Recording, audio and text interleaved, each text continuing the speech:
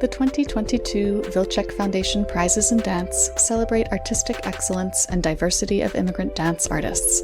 Congratulations to Soledad Berrio, Tatiana Desarduin, Tamisha Guy, and Leonardo Sandoval. Established in 2000, the Wilczek Foundation raises awareness of immigrant contributions to the United States. Learn more about the prize winners' work at wilczek.co/danceedit. Check out the 7th Fall for Dance North Festival from September 11th to October 29th. The festival's collection of original live streams will be presented from Toronto but can be streamed from anywhere. And it includes new works from Guillaume Cote, Azure Barton, Umtutuzile November, and more. Explore the season at ffdnorth.com.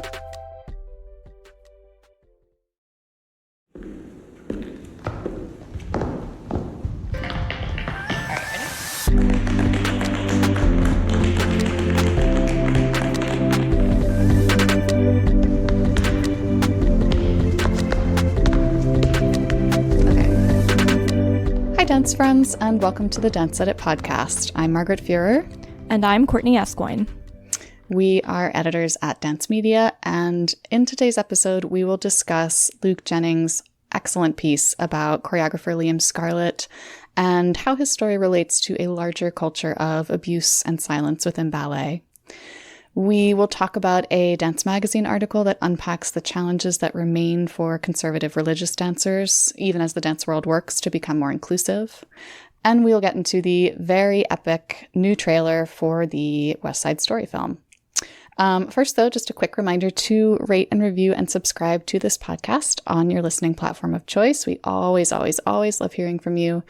And also make sure to check out the Dance Edit Extra, our new premium audio interview series, because there are now 2 episodes available and they are fabulous, if we do say so ourselves. The first is with the ballet star and newly minted author James Whiteside, and the second is with the history-making Dancing with the Stars pro Britt Stewart.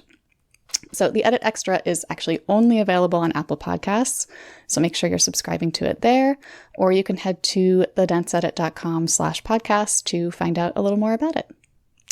All right, now it's time for our weekly dance headline rundown. Let's go.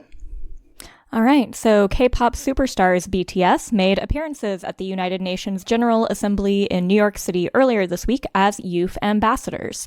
In addition to delivering a speech during a conference on climate change, poverty, and inequality that included remarks and anecdotes from young fans from around the world, the group also dropped a new performance video of their recent hit Permission to Dance, which was shot at and outside the UN.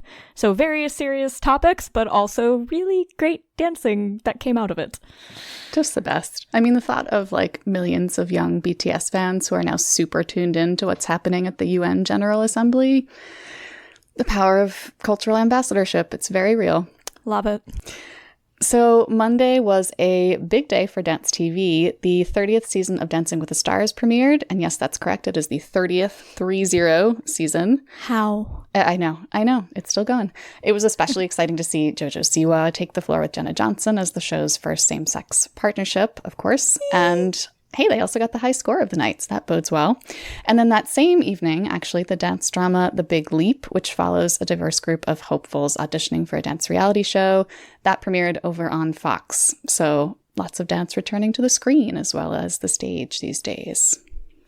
And continuing with the dance on TV news, although taking a slight turn, the UK's Strictly Come Dancing seems to already be dealing with COVID complications behind the scenes, as 2 or possibly 3 of the show's pro dancers reportedly have not been vaccinated. This follows the news that one of the pros who had already been paired with a celebrity partner tested positive for COVID last week and will be unable to train with their partner ahead of this Saturday's first live show as they self-isolate. A spokesperson for Strictly stated that they would not comment on speculation regarding someone's vaccination status and that the production would continue to follow government guidelines. You know, big caveat here being there's a lot of eyebrow raising and questions around the UK government's guidelines with COVID as things are getting quote unquote back to normal. Oh, big woof all around. In happier news, the Joffrey Ballet is adding 4 new dancers to its roster this season. We have Brian Bennett and Blake Kessler from the United States, Yu Chan Kim from South Korea, and Miranda Silveira from Spain. And with those additions, the company now has 43 dancers from 13 countries. It is so nice to be announcing company expansions rather than layoffs. So nice. And in a bit of particularly nerdy news that you knew I was going to talk about, Marvel dropped the first trailer for Disney Plus's next superhero television series, Hawkeye, which looks to be following the bow and arrow wielding Avenger in New York City around Christmas time. Now, you don't have to be an eagle-eyed, or dare I say, hawk-eyed fan to have caught the Broadway marquee. I know, I had to do it. I'll let it slide. So there was in the trailer a Broadway marquee for Rogers the Musical. Yes, as in Steve Rogers, aka Captain America. We are getting an in-universe Captain America musical in the Marvel Cinematic Universe. But close inspection of what appears to be a clip showing a dance number from the musical itself reveals they got some bona fide Broadway and commercial dance performers for the show's fictional musical. It includes alums of Hamilton, In the Heights, Newsies, Summer the Donna Summer musical. I didn't need another reason to be excited for this to come out in November, but Marvel sure did give us theater and superhero loving nerds such a treat. I'm excited. I'm so happy for you, Courtney. I mean, look, I'll be honest. This is not quite the type of news that would normally make the cut for the headline rundown, but Courtney made it clear that she would be discussing it regardless. And you know what? I'm happy to indulge geekiness. The world runs on geekiness. Yeah, well, you do you. Thank you. I appreciate that, Margaret. And also, I think it's great because, this was shot during the Broadway shutdown. And so these are performers who got work getting to do musical theater. Yeah, and hopefully good movie money. Fingers crossed. All right, we are closing out the headline rundown today with an obituary for Jane Powell, star of some of the great MGM musicals. She died last Thursday at age 92. Powell's big break was in Royal Wedding alongside Fred Astaire, in which the two of them played a brother and sister song and dance act, who was basically playing the role of Astaire's real-life sister, Adele. But she's probably best known for her starring role in Seven Brides for Seven Brothers, with its fabulous choreography by Michael Kidd. I mean, what a legacy. And actually, I think both of those musicals are available to stream right now on multiple platforms, definitely on YouTube. Please watch them. So for our first longer discussion segment today, we want to talk about a story that a lot of the dance world has been talking about for the past week because it is both an essential read and a horrifying read. So in the London Review of Books, writer Luke Jennings took an in-depth look at learned behaviors and corporate silence in the ballet world and the part they played in the story of choreographer Liam Scarlett, who died earlier this year following a series of accusations of inappropriate behavior over the past decade. Jennings focused on the Royal Ballet and its school, but honestly, a lot of the dancer quotes in this piece felt like they could have come from members of nearly any major company, or honestly from major sports organizations too. And at the heart of it all is the idea that in much of ballet, trauma is intergenerational. Teachers and directors hurt dancers because that is what was done to them by their teachers and directors.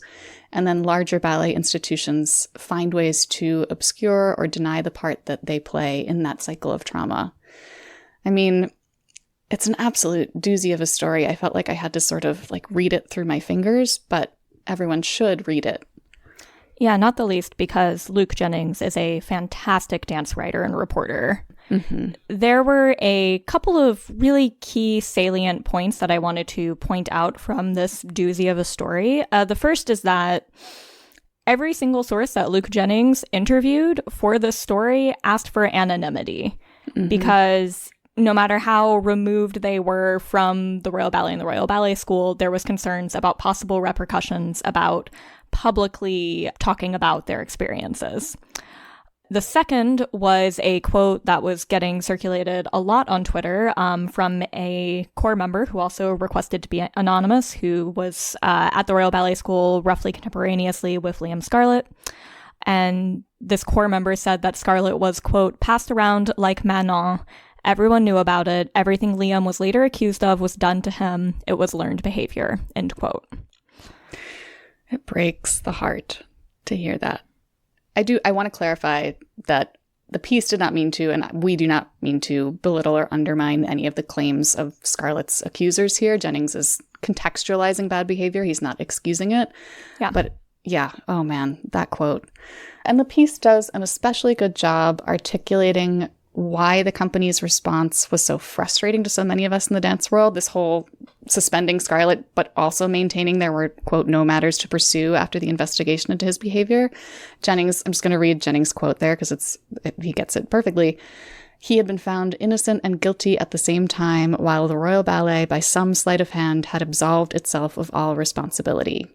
I mean, that's it. And it sounds so much like New York City Ballet's statement following the allegations against Peter Martins, too. The company saying that its investigations, quote, did not corroborate the allegations, but then Martins left the company anyway, and we, from the outside, might never know the whole story. Like in both cases, if there was nothing wrong, why can't we talk about that openly? And if there was something wrong, why can't we talk about that openly? And if the truth is somewhere in the middle, which seems like the most likely scenario, why can't we talk about that openly? We just so desperately need more transparency, more air around these decision-making processes. Yeah, well, and silence only ever protects the abusers at the end of the day. Because, that silence is what allows that kind of behavior to flourish. It's what allows it to go without being reported. And it's what creates the environments in which victims and survivors feel like they can't step forward and report it without severe negative repercussions. Mm-hmm. And the thing is, at this point, it seems like greater openness would probably also be beneficial for the institution's reputation, which seems like the thing that insiders are trying to protect here. Mm-hmm. I mean, of course, we should say that it's not like we know all the answers. These are huge, complicated problems that are impossible to grasp fully from the outside. But please do read Jennings' piece. We've linked to it in the show notes. It does cast light where little light has been cast before. It's invaluable. Whew, that was a lot. Okay. In our second segment today, we want to discuss a recent dance magazine story that gets into what life is like as a conservative religious dancer. And as we've talked about quite a bit, working to improve diversity, equity, and inclusion has become a priority for many dance leaders, especially recently. But for the most part, the U.S. dance community is a pretty secular place. And sometimes dancers who are Muslims or Orthodox Jews or evangelical Christians, for example, can find it difficult to practice their faith while making a career in dance. This piece did a good job sharing some of their perspectives. Yeah, and I think what you were getting at a little bit in your intro, Margaret, and something that really comes to the fore and that I was thinking about a lot reading this, is there's this kind of fascinating and strange dichotomy that has come into play, and I think particularly over the last few years, where, the dance world tends to be very secular and tries to be an open and accepting place on the outside, nevertheless doesn't always feel accepting to people who have religious practices and religious beliefs. And, some of that can be linked to the way that being conservatively Christian has become aligned with also being conservative politically, and how very, very, very not in favor of that the dance world has been over the last several years. In particular, things have become very inflamed in that way. Yeah, when religion gets tangled up in politics, that's almost always bad news for art, generally. Generally speaking, yeah. Yeah, which is, frankly, something that's been going back centuries. Just old in stories. Different ways. It's old stories being retold again and again with new technologies.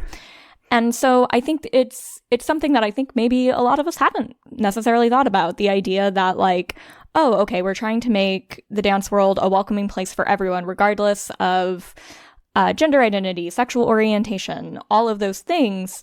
But if we can do that, can we also make it a place that is welcoming and safe for people who do have religious beliefs, who do have religious practices that maybe don't necessarily jive? And I think it maybe comes from a place of those of us who are from places where religion, a particular religious belief, has been used to shut out certain sectors of the population. I am particularly talking to my queer fam here. The response to finding out that someone has a religious practice is often going to be, oh no, am I going to be safe around this person? Which is not always the case. It's interesting too, because dance is a spiritual thing for many artists who are involved in it. It's a transcendent experience. It connects us to a higher plane. It seems like there are natural connections between dance and religion that one would hope would make dance a welcoming place, an empathetic place for religious artists. But it's true, when we're talking about DEI initiatives, you have to include faith in those initiatives. Well, and also I think particularly in the United States, oftentimes federal holidays and calendars that companies follow align with the Christian calendar. Whereas like if you're a Jewish artist who wants to take off, following Passover or for Shabbat, or if you're a Muslim artist who needs to fast during Ramadan, it's not necessarily built into the performance schedule or the rehearsal schedule or the cultural consciousness to like make that easy for you to be able to do that. It's like extra steps that have to be taken on the part of the artist. And so how can we be more conscious of that and think about that and make our spaces more welcoming so that everyone can show up and practice both dance and their religious beliefs in an authentic and generous way? And in the Dance Magazine story, writer Rebecca Ritzel does a really great job sort of teasing out the complexities of this subject, and she talks to a whole range of conservative religious dancers about their experiences in the art form, so please do give it a read. We'll link it in the show notes. All right, last up today, we got to talk about the new West Side Story trailer. It's the first official trailer for the upcoming Steven Spielberg film, although there's been a teaser, maybe 2 teasers. Am I getting that wrong? Seems about right. So it dropped last week. It actually even aired during the Emmys on Sunday night. A lot of people have seen it. It is a full 2 minutes long, and it gives us a few more peeks at Justin Peck's choreography and at the performances by some of our dance favorites, like Ariana DeBose and David Alvarez and Rita Moreno, who's a national treasure. It's also noteworthy for what is not in it, or rather who is not in it much. And it definitely hits every single one of its marks. Like, I was full on ugly crying watching it. Spielberg knows exactly what he is doing, but my personal reaction to it was also a little complicated, and I think some other people shared that feeling too. Yeah, I think starting with like the positives here, one, the women in this movie, I am showing up for the women in this movie. Rachel Ziegler sounds amazing. Ariana DeBose is serving looks and moves, and she's a superstar, and she's just going to be more of one after this. And don't even get me started on Rita Moreno. Oh my gosh. Living for it. That's incredible. The cinematography, exquisite. The production design, so good. This is a Spielberg film. It's got the budget to show it. It looks fan-freaking-tastic with 2 snaps and a smile, to quote Tice DiOrio years and years ago on So You Think You Can Dance. Ooh, that's a call back. My goodness. Yeah, I'm with you. I mean, for the women especially, nearly every single member of the cast, even these tiny glimpses we're getting their performance just makes me so much more excited to see the whole thing.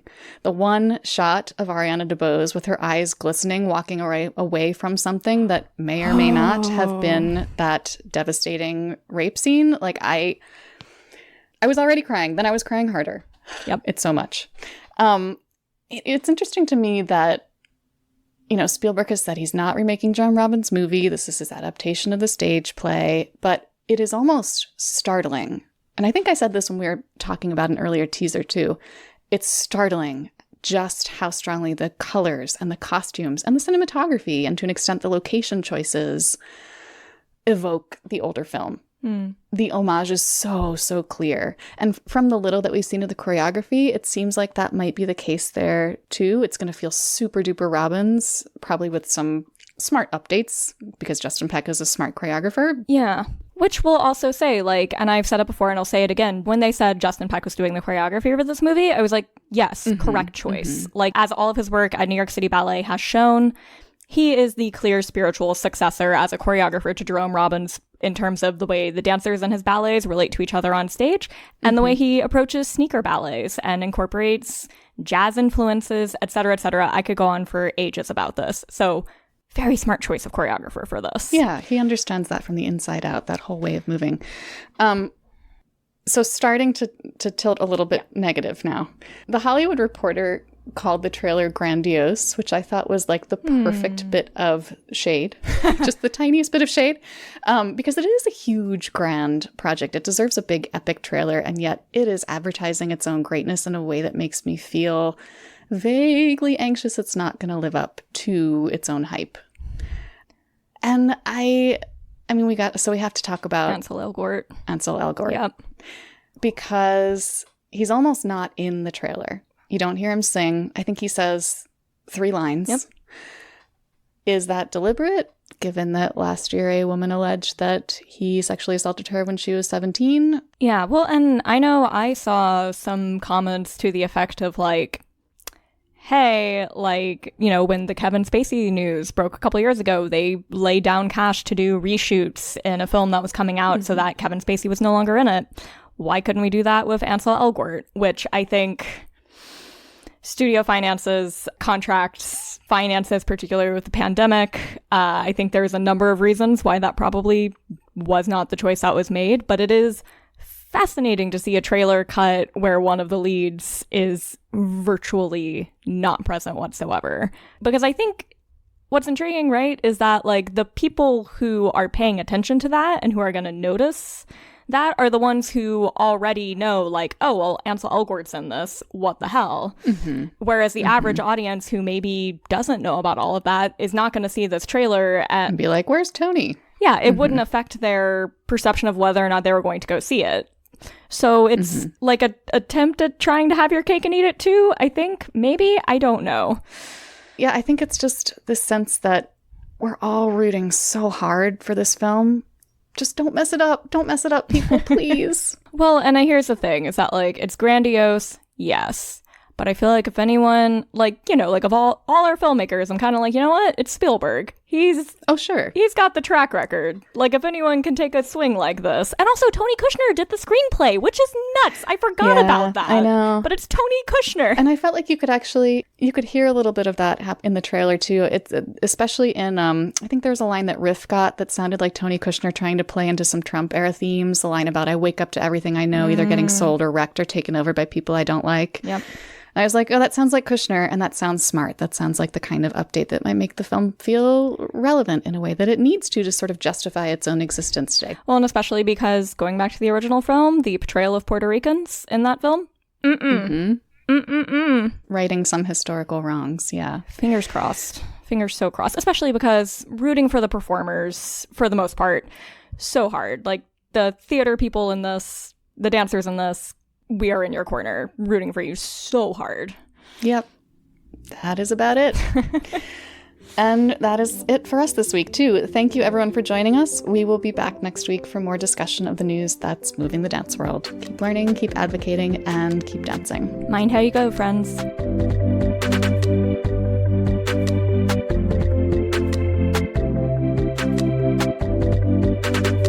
The Dance Edit podcast is a product of Dance Media, publisher of Dance Magazine, Dance Spirit, Point, Dance Teacher, Dance Business Weekly, and the Dance Edit newsletter. Our hosts are Amy Brandt, Courtney Escoyne, Margaret Fuhrer, and Lydia Murray. Our music is by Celestine, with special thanks to Broadway Dance Center for helping us record those footfall sounds. Find out more about The Dance Edit and subscribe to our daily newsletter at thedanceedit.com.